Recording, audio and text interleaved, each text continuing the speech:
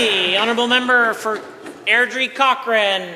Mr. Speaker, the Premier handpicked the AHS CEO and its board. After hardly a year, she fired them all because they were swallowed by the machine. This was a 7-person board containing 3 deputy ministers and the Premier's health guru, former Minister Lyle Olberg. Yet, this Premier lost their confidence. Mr. Speaker, the board was fired because they resisted putting Andre Tremblay at the helm of AHS. To the Premier, is it not a conflict of interest to have the Minister of Health and her former deputy overseeing an investigation in which both are implicated? The Honourable Minister of Justice. Well, Mr. Speaker, thank you to the honourable member for that question. The Minister of Health is not overseeing the investigation. The Auditor General's office is overseeing the investigation.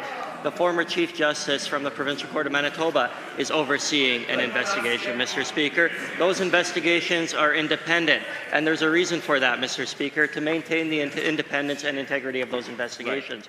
Unlike the opposition, who do not want to give these investigations a chance to complete, Mr. Speaker, we're prepared to wait and see what the investigations tell us.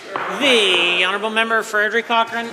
Mr. Speaker, given the AHS board fully supported their CEO and her probe into potential corruption, and given they backed her investigations into both Tylenol and surgical facilities, and given this UCP government ordered a directive to halt those inquiries, and given the AHS board received advice from 4 independent lawyers advising them to turn over all documents to the AG and police, and given they were terminated immediately after submitting those records, to the Premier, why not come clean as to why you really needed to fire the board?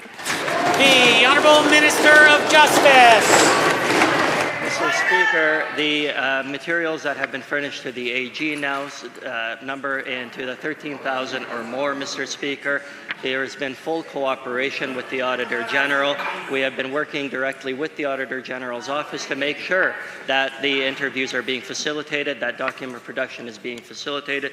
Mr. Speaker, everything that we need to be doing to be working with the Auditor General to facilitate the investigation is Honourable happening. member for Airdrie Cochrane. Mr. Speaker, given the hand-picked AHS board and its CEO were performing their fiduciary duty to investigate wrongdoing, and given this government refuses to do the same, and given the so-called independent investigation by the UCP is meant as a shield for self-preservation, and given I warned caucus that supporting a whitewashed report that is later proven false by the Auditor General and the RCMP will make you culpable in a coverup, to the Premier, are you seriously going to stick to the same story under oath when questioned by the AG or the RCMP?